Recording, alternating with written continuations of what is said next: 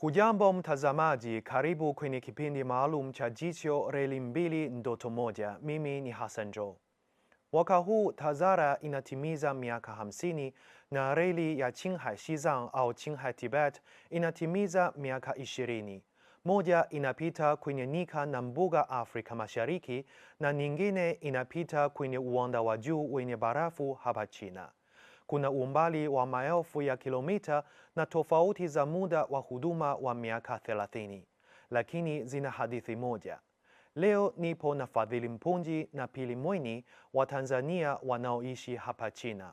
Tunachojadili si reli zenyewe, bali ni jinsi zinavyoleta mabadiliko kwa watu wa pande mbili.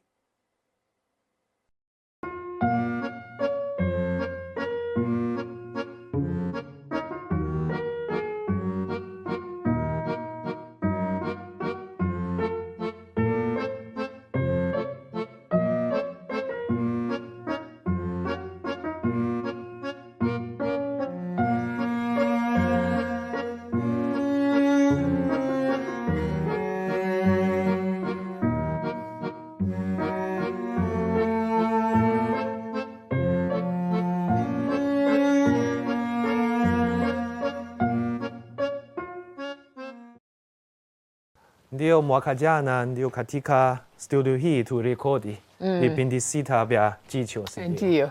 Wacha tukae. Alafu najua hapa China wanafunzi wa kozi ya Kiswahili wanaweza kusahau yote waliojifunza chuoni baada ya kuhitimu.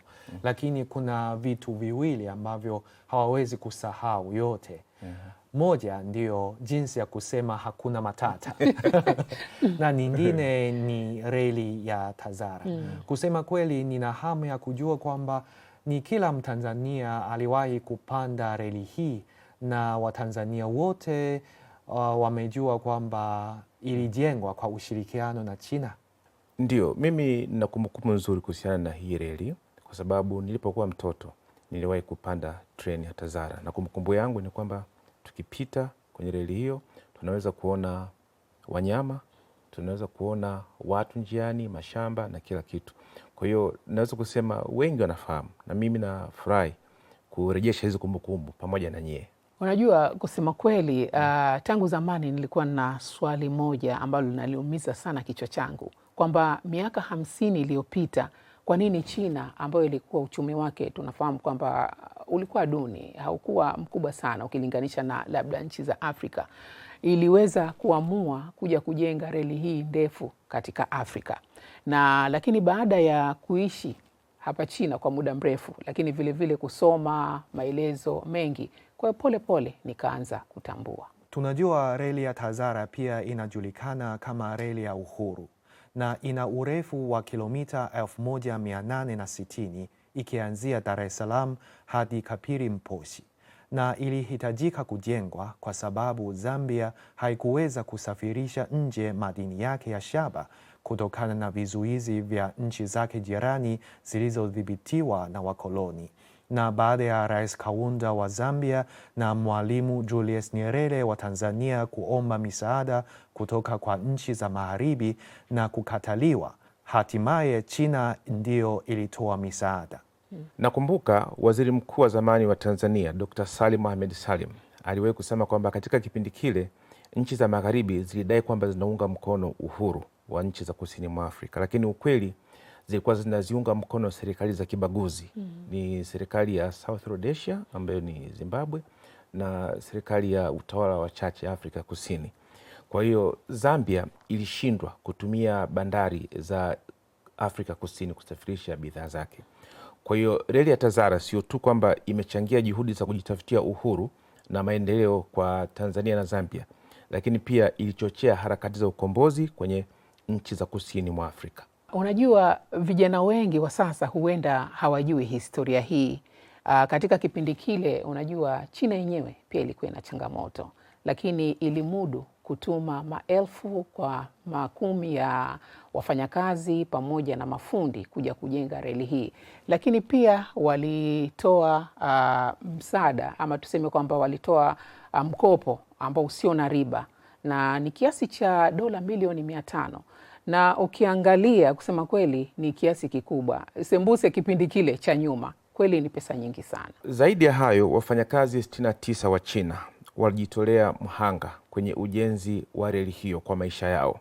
Wengi wao wamezikwa kwenye makaburi ambayo yako kando ya njia ya reli. Na nilipokuwa mtoto nilisikia wazee wengi wakizungumza mambo kuhusu ujenzi wa reli, na haya mambo yalionekana ni mbali sana na maisha yangu, lakini polepole nilipokuwa nilitambua kwamba reli ya Tazara ilijengwa kwa jasho na damu. Mwishoni mwa mwaka jana, Jumba la Makumbusho la Tanzania lilifanya maonyesho ya michoro ya Tazara bega kwa bega katika safari moja, na wafanyakazi wastaafu wa reli hiyo akiwemo Mzee Solomon Mwakasanga aliyejiunga na ujenzi huo mwaka 1970 pia walishiriki kwenye maonyesho hayo. Na alipozungumzia kumbukumbu yake kuhusu kipindi kile alisemaje? Hebu tuangalia video fupi.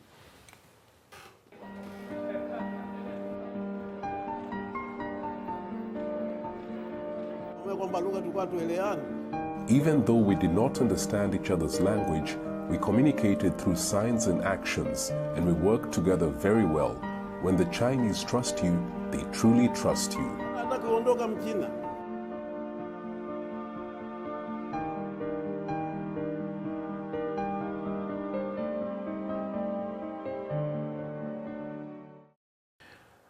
Maneno ya Bwana Mwakasanga yananikumbusha hadithi kuhusu ujenzi wa reli, na nadhani labda unaweza kukumbuka kwamba wahandisi walipokuwa wakiwafundisha wafanyakazi wa Tanzania kulikuwa na changamoto ya lugha, na walikuwa wanatumia kuchora kwenye ubao yale ambayo wanajaribu kuambia, na unaweza ukaelewa kwamba wakati kule kulikuwa hakuna watafsiri, kwa hiyo walikuwa wanatumia lugha ya ishara. Kwa hiyo naweza nikasema kwamba uvumilivu kama huu haukuwa tu wa kujionyesha, na wafanyakazi wa China unaweza kukumbuka kwamba walikuwa wanakula chakula na wenyeji, waliishi katika mahema yale yale pamoja na wenyeji, kwa hiyo walikuwa wanashirikiana. Walikuja kweli kusaidia, lakini sio kuja kama vile kujifanya kama wao ni wafalme. Unajua, naona huu ndio moyo wa reli ya Tazara. Katika kipindi cha miaka 50 ya huduma, reli hii ya Tazara imesafirisha abiria zaidi ya milioni 40. Kwa watu wa kawaida ambao hawana magari au hawawezi kumudu kusafiri kwa ndege, reli hii ndio basi lao, ndio basi lao la shule, lakini vile vile ndio gari lao la wagonjwa.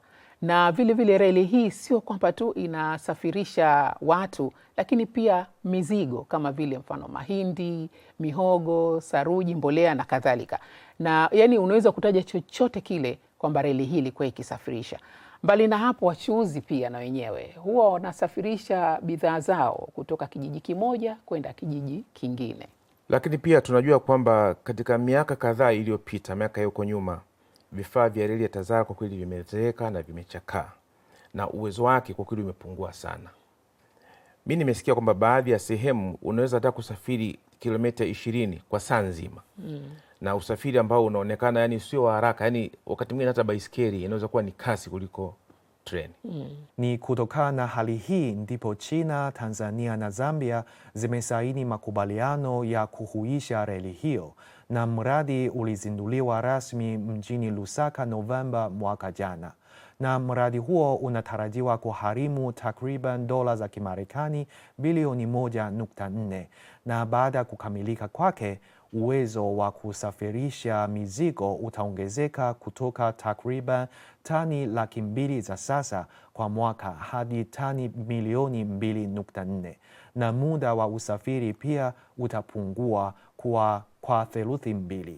Na wakati huo huo, Tanzania na Zambia pia zimepanga ukanda wa ustawi wa reli, kujenga vituo vya usafirishaji, maeneo ya viwanda na usindikaji wa kilimo kando ya reli. Hivyo nasema mradi huo sio tu unalenga kukarabati reli, bali pia kuunda ukanda wa kiuchumi. Nimevutiwa sana na mpango wa kujenga ukanda wa ustawi. Unajua, nauli kwa kweli huwa haileti faida kubwa sana kwenye huduma za reli, lakini kama kunakuwa na maghala, kunakuwa na masoko, kunakuwa na viwanda vidogo ambavyo vitajengwa kando ya njia ya reli, basi hiyo ndio injini ya maendeleo katika ukanda huo. Nimeona mifano mingi hapa China katika baadhi ya vituo vya treni, hasa treni ya kasi. Zamani ilikuwa ni mashamba tu, na baada ya miaka kadhaa maeneo hayo yamebadilika na sasa yamekuwa ni miji. Wacha niongeze takwimu nyingine, ni kwamba baada ya reli hii ya TAZARA kuhuishwa, muda wa kusafirisha shaba kutoka migodini Zambia hadi bandari ya Dar es Salaam unatarajiwa kupungua kutoka siku 30 kupitia kusini hadi siku 12.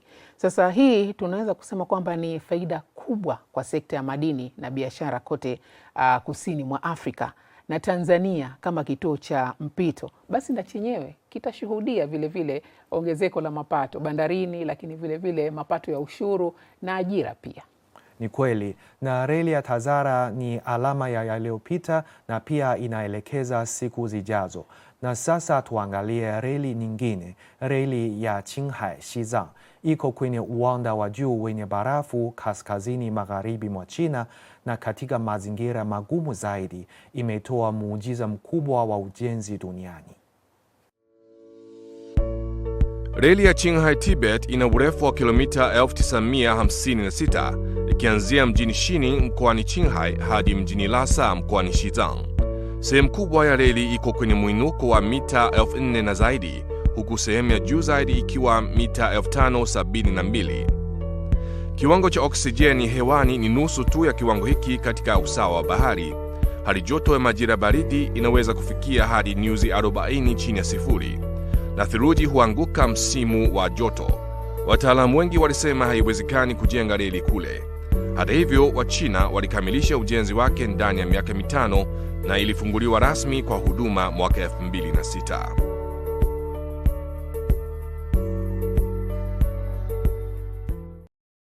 Ingawa mimi sijawahi kwenda Xizang, lakini nimeangalia documentaries nyingi sana ambazo zinahusiana na mkoa huo. Na mkoa huo nafahamu kwamba unajulikana kama ni paa la dunia kutokana na mwinuko wake mkubwa. Kunakuwa na mwinuko wa mita zaidi ya 5,000 kutoka usawa wa bahari. Hakuna miti, ni miamba tu. Hata kutembea ni vigumu, unaweza ukashindwa kupumua. Sembuse kubeba njia ya reli. Kwa kweli siwezi kufikiri. Unachosema ni kweli, na ujenzi wa reli ya Qinghai Xizang ulikabiliwa na changamoto 3 za ngazi ya dunia. Kwanza ni udongo wa barafu kwenye uwanda wa juu. Pili ni baridi kali na ukosefu wa oxygen. Na pia tunajua mfumo wa ekolojia pia ni dhaifu. Hivyo kabla ya kipindi cha leo tumebahatika kumhoji mtaalam Bwana Liu Zhengping ambaye alishiriki kwenye utafiti na ujenzi wa reli ya Qinghai Xizang. 多年冻土是指冻结状态持续在2年及2年以上的岩土。夏天融化，铁路会下沉；冬天冻胀，铁路会拱起。我们自主研发了片式气冷路基、热泵、通风管等措施，将空气中的冷量传入地下来冷却地基，保护冻土稳定。施工中因地制宜架设桥梁，预留藏羚羊迁徙通道，把草皮移植养护，完工后再回铺，守护了高原植被和原始生态。施工期高原病零死亡，创造了高原工程建设的奇迹。 Kwa watu wengi alichoongea mtaalam Liu kinaweza kuonekana kuwa ni suala la teknolojia ya juu, lakini matokeo yake ni dhahiri. Tangu reli ya Qinghai Xizang ianze kufanya kazi kikamilifu, kiasi cha mizigo iliyosafirishwa kwa reli kuingia na kutoka Xizang kiliongezeka kutoka tani 3.6 ya mwaka 2006 hadi tani milioni 8.3 mwishoni mwa mwaka jana, na kiwango cha ongezeko la wastani la mwaka kilifikia 18%. Na gharama za usafirishaji zilipungua kwa wastani wa zaidi ya 60% ikilinganishwa na zama za kutumia barabara. Na mabadiliko haya yametatua kabisa tatizo la uchukuzi bidhaa lililokabili Xizang na kuwa na athari kubwa kwa maendeleo ya kiuchumi na kijamii ya mkoa huo. Mbali na hayo, nimesikia kwamba tangu reli hii ifunguliwe, basi idadi ya watalii ambao wanakwenda kutembelea Xizang yani imekuwa ikiongezeka sana, yani imekuwa na watalii wengi sana. Hapo awali tunajua kwamba watu wengi waliogopa changamoto za afya kutokana na kwenda maeneo yenye mwinuko wa juu na hawakuthubutu kupanda hata ndege, na pia walidhani labda barabara inachukua muda mrefu sana. Kwa hiyo treni ikipanda polepole, bila shaka mwili na wenyewe pia unazoea kwa urahisi zaidi. Kwa hiyo kwa upande wa wamiliki wa nyumba za wageni, waongoza watalii au hata wasanii, kweli wamepata mapato makubwa sana, biashara zao zimestawi sana kutokana na reli hii. Na vile vile nimesikia kwamba hapo awali kwamba ilikuwa safari ya kutoka Lhasa mpaka Beijing ilichukua karibu wiki moja labda na zaidi. Lakini sasa hivi ile reli ya Z22 inatumia masaa 40 tu na tayari utakuwa umefika Beijing ama umefika Lhasa. Reli ya Qinghai Xizang inathibitisha kwamba hata maeneo ya mbali zaidi na yenye hali ngumu ya kimazingira yanaweza kuunganishwa katika mfumo wa kisasa wa kiuchumi mara tu reli inapojengwa. Mantiki hii kwa kweli pia inafaa kwenye nchi za Afrika. Nakubaliana na wewe kabisa kabisa. Yaani maeneo mengi unajua yasio na bandari barani Afrika kama vile magharibi mwa Tanzania, Zambia na Jamhuri ya Kidemokrasia ya Kongo yanakuwa na gharama kubwa sana za usafiri, na bidhaa kawaida zinakuwa pia ni ghali, na maendeleo yake huwa ni ya pole pole. Sasa reli ndiyo njia bora zaidi ya kupunguza gharama. Ndio, basi sasa turudi kwenye mbuga na nyika za Afrika Mashariki, tuangalie kuna mabadiliko gani yanayoweza kutokea katika mitandao ya reli katika ukanda huo baada ya reli ya Tazara kuhuishwa. Na mwezi uliopita reli ya SGR ya Mombasa Nairobi ilitimiza miaka 9 na upanuzi wake SGR ya Nairobi Malaba pia umepata habari njema. Kwanza, sehemu ya kwanza ya mradi huu wa upanuzi tayari imeanza kufanya kazi, na sehemu ya pili, yaani kutoka Naivasha hadi Kisumu, pia ilianza ujenzi wake mwezi Machi mwaka huu. Na ni nini hasa ambacho reli ya SGR imewaletea watu wa Kenya? Hebu tuangalia video fupi ya mahojiano. Other countries like Uganda, Tanzania, instead of going overseas to look for other people, they can get us and maybe even save on what they're supposed to do because the knowledge is right at their doorstep.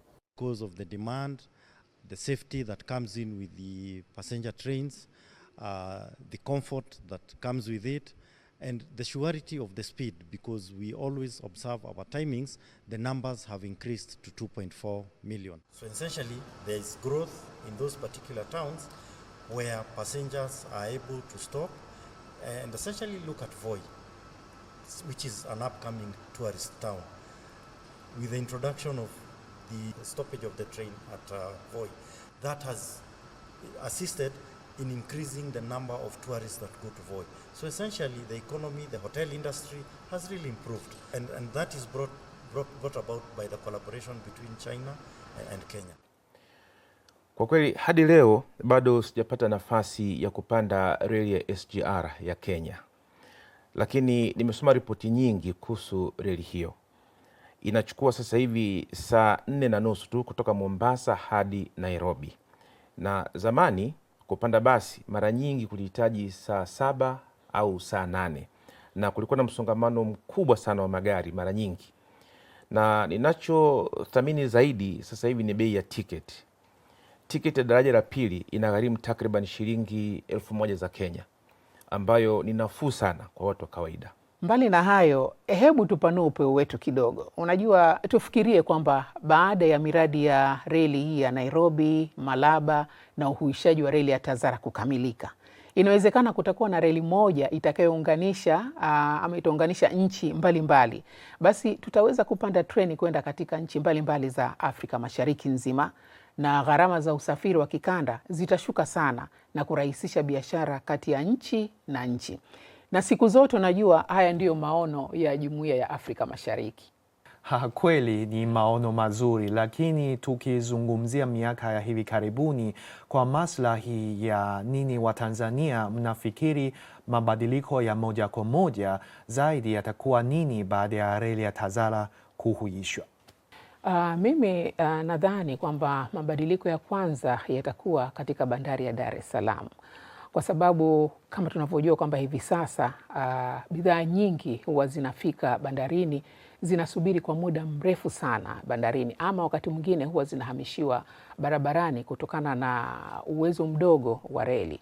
Kwa hiyo mimi nahisi baada ya kuhuishwa hii reli itaweza kusafirisha moja kwa moja makontena kutoka Zambia, ama wakati mwingine hata kufika katika nchi ya DRC, na vile vile ushindani wa bandari ya Dar es Salaam unaweza kuongezeka. Tunaweza kusema kwamba unaweza kuongezeka, na sisi kwa upande wetu wa Tanzania tunaona kwamba Dar es Salaam inaweza kuwa kitovu cha usafirishaji Afrika Mashariki, na hii reli tunaweza kusema kwamba ndio njia ya kufikia lengo hilo. Mimi ningependa kuongeza kwamba miji midogo ambayo ipo kando ya njia ya reli kwa kweli itaona fursa nyingi. Kwa mfano Mlimba, Makambako na Mbeya. Hayo maeneo zamani sekta ya viwanda ilikuwa ni nyuma sana, na sababu ilikuwa ni changamoto za usafiri. Sasa baada ya kuhuisha reli ya TAZARA, gharama za usafiri zitapungua sana, na watu wataweza kwenda katika maeneo hayo, kwa mfano kujenga viwanda vya usindikaji wa kilimo au kujenga maghala ya kuhifadhia bidhaa. Katika mji wa Mbeya ambako mimi ndio nimezaliwa, kuna mazao mengi sana ya kilimo, lakini kutokana na changamoto za usafirishaji, wakulima hawawezi kupata bei nzuri ya mazao hayo. Kwa hiyo kama reli ikianza kufanya kazi kwa ufanisi, mimi naamini mazao kama kahawa au mazao mengine yanaweza kupata bei nzuri kwenye soko.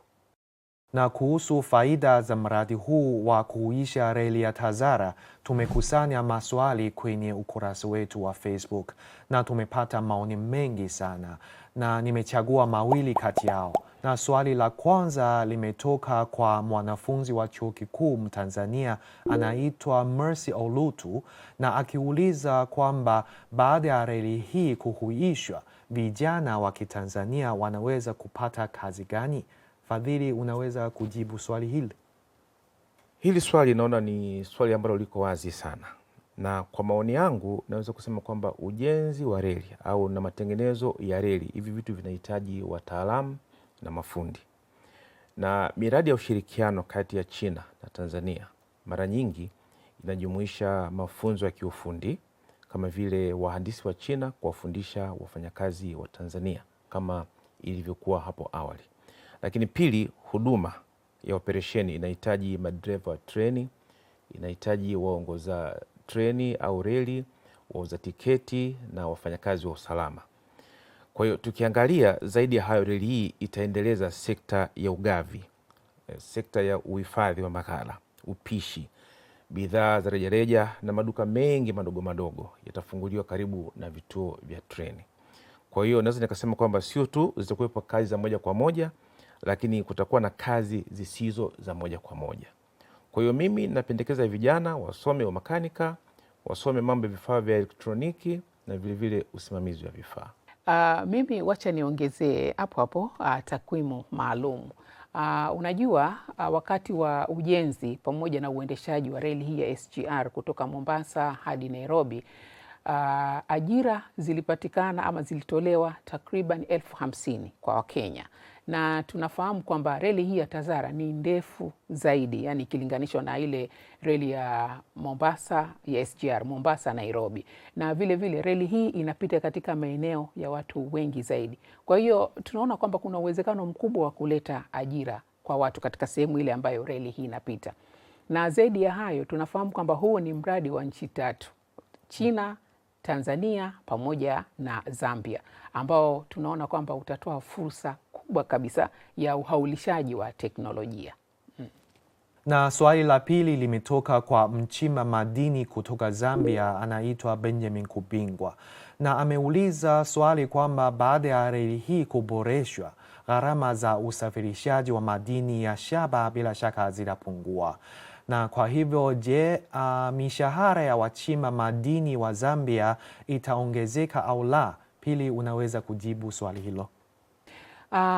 Mi nahisi hili ni swali gumu kidogo kujibu moja kwa moja, lakini unajua mantiki yake ni kwamba shughuli ama gharama za usafirishaji unajua zikipungua, kwa hiyo bila shaka makampuni ya madini na yenyewe pia yatapata faida kubwa sana.